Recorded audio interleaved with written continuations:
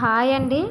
ఈరోజు మన వీడియోలో అటుకులతో ఈరోజు చాలా ఈజీగా 3 మినిట్స్లోనే స్నాక్స్ రెడీ అయ్యే విధంగా చిన్న వీడియో చూపిస్తున్నాను చూడండి.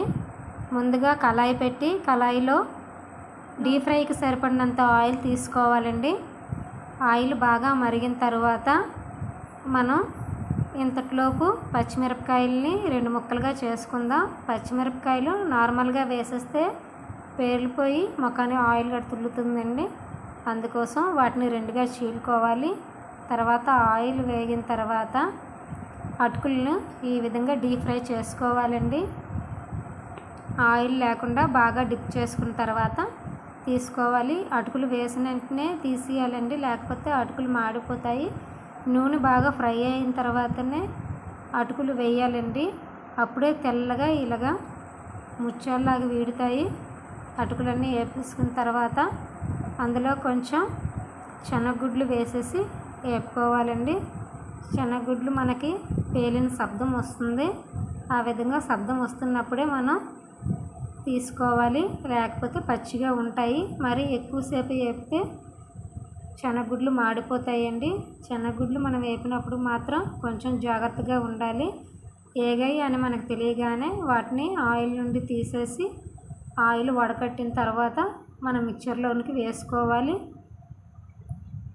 చూడండి, తర్వాత పచ్చిమిరపకాయలు వేపాలి. ఈ విధంగా పచ్చిమిరపకాయలు మనకి వేపడం తెలిసిపోతుందండి.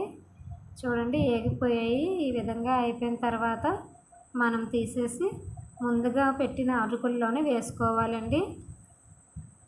అటుకులు ఎక్కువసేపు వేపితే ఆయిల్ బ్లాకిష్ వచ్చేస్తుంది. ఎందుకంటే అటుకులకు ఉన్న పౌడర్ అంతా ఆయిల్లో కలిసిపోతుందండి.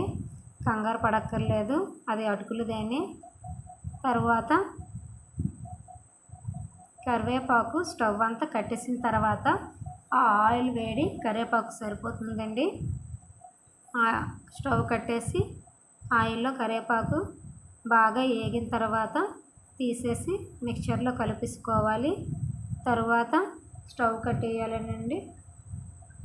చూడండి, అన్నీ ఒకదాని తర్వాత ఒకటి మిక్చర్ లాగా అన్నీ వేసేయాలండి. ఆ తర్వాత రుచికి సరిపడినంత సాల్ట్, కారం, ఇంకా ఏమైనా మనం మసాలా దినుసులు వేసుకుంటే వేసుకోవచ్చు, లేకపోయినా ఈ విధంగానైనా చాలా టేస్టీగా ఉంటుంది. పిల్లలు చాలా ఇష్టపడి తింటారండి. ఇది చేయడానికి అంత టైము పట్టదు, ఆయిల్ వేడెక్కినంతసేపే పడుతుంది.